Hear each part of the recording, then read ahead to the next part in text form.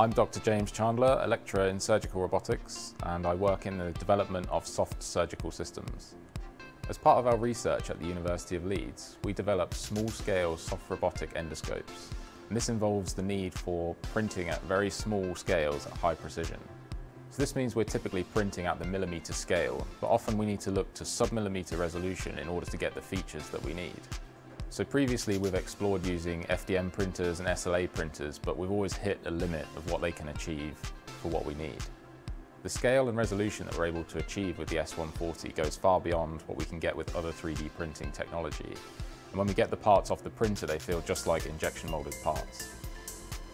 As we work in research, we're often looking to push the boundaries of the technology we use, and the support we've had for our S140 goes well beyond what you would expect from a typical manufacturer.